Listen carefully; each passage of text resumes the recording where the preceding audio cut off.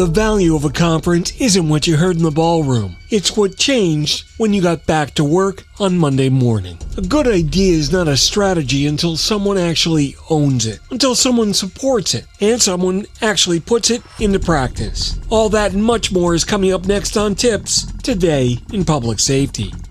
Welcome to TiPS, Today in Public Safety, your go-to podcast for today's breaking stories and public safety news. Here's your host, Fletch, with today's tips.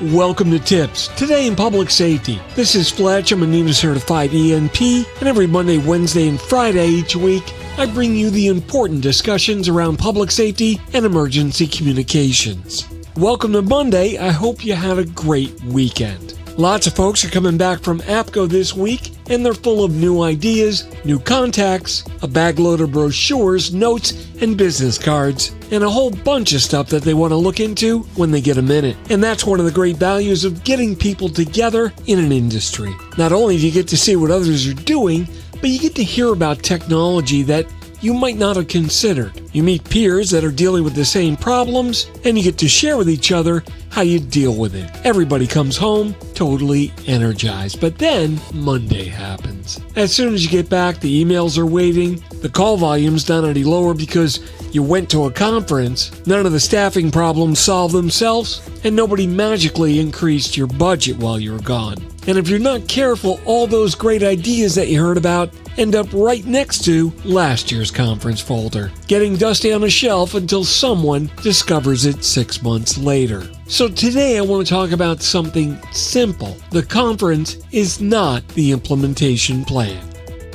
A good idea needs a home. Look, I love good ideas. Public safety needs good ideas. We need people that are looking at what's possible, what's changing, and what we can do better. But an idea doesn't become progress just because it sounded great in a session room. No, that idea needs to have a home. Someone's got to own it. Someone's got to decide whether it's a priority. Someone has to decide what it'll take to make it happen, and somebody's got to explain why it matters to the people who will actually live with it and the ones that pay for it. So maybe you came home with a brand new interest in a new call handling feature, maybe an AI-supported quality assurance tool, maybe it was a new training approach, better GIS data, things that will improve interoperability, or maybe an innovative way to manage staffing that just might actually work.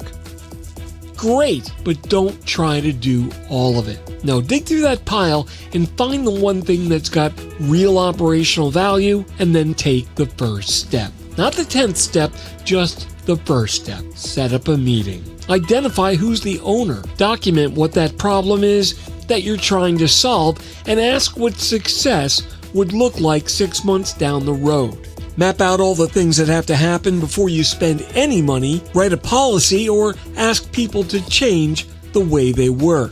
Now, that might not sound very exciting, but it is the way how good ideas will survive Monday morning.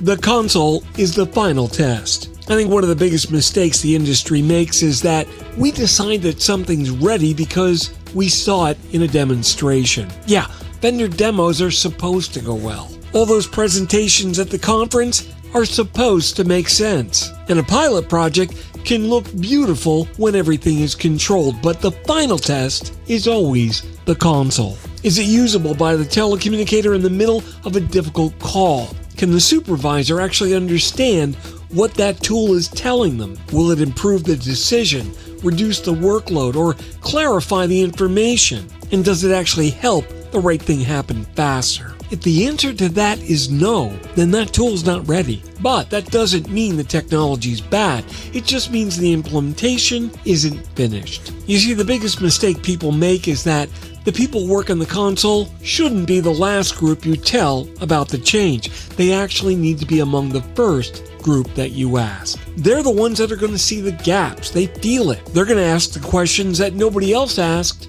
in the planning meeting. They're the ones that'll tell you whether the info is clear, whether the workflow makes sense, and whether this new gadget's going to help them do their job or simply give them one more screen to manage. Now, don't read that as resistance to change. That's just operational intelligence. I think public safety's spent way too many years treating new technology as something that IT installs and then operations learns to tolerate it in their day-to-day. No, the future has got to change that and be different. You need to get operations help shape that implementation from the very beginning. Ownership is what makes change real. The difference between a conference takeaway and a real improvement typically comes down to one word: ownership. Who owns the next action? Not who's generally interested, not who thinks it's a good idea, and not who attended this session. Who owns it? You see, every worthwhile project has got to have somebody who can keep it moving when that shiny new excitement starts to wear off. Someone who can bring the right people together. Someone who's able to ask the uncomfortable questions. Someone who's able to say, hey, we said this mattered.